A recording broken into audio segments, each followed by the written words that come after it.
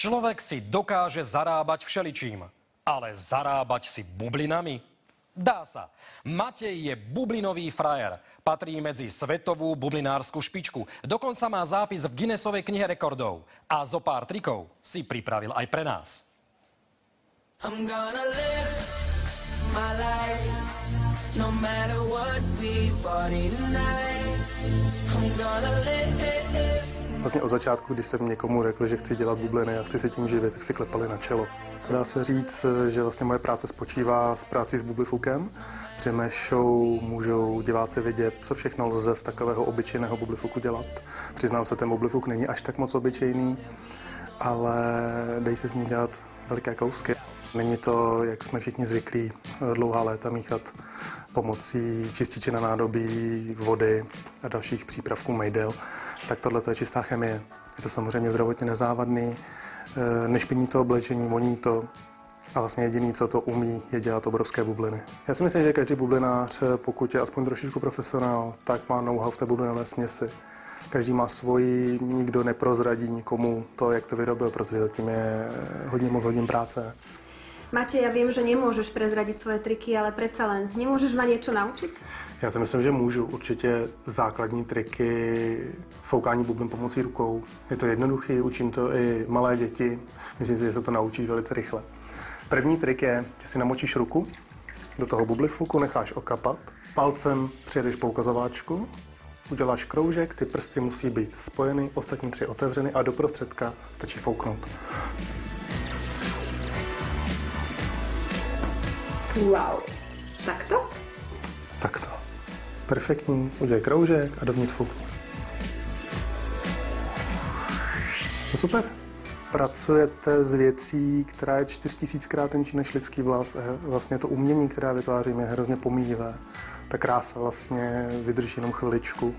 Polovina úspěchu té show je v osvětlení, protože když je tam velice kvalitní osvětlení, tak ty bubliny jsou mnohem hezčí než třeba na denním světle. Tak mám pro tebe připravený ještě jeden trik. Naučím tě fouknout bublinu do bubliny, je to velice jednoduché, stačí si opět namočit ruku, vyfouknout bublinu, to umíš. Bublinu si takhle chytit a krátce jemně dovnitř fouknout.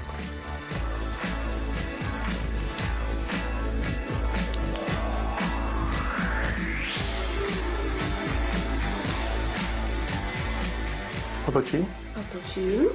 Blížknu. A krátce jemně dovnitř fouknout. Jako kdyby si chtěla plivnout, ale bez sliny, udělat jenom. V roce 2005 jsme si řekli, že bychom mohli udělat nějaký rekord a podařilo se nám dát do bubliny 15 lidí. A v tu dobu mě to tak uchvátilo, že jsem si s tím začal hrát a od roku 2008 vlastně je to moje povolání a nedělám nic jiného. Nejtěžší trik, který já dělám, je bublinová hvězdička, která má cípy.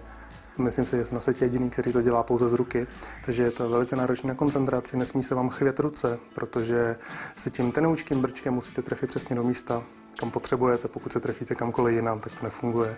Tak vlastně celý ten trik, který vyrábíte třeba minutu, tak zkazíte.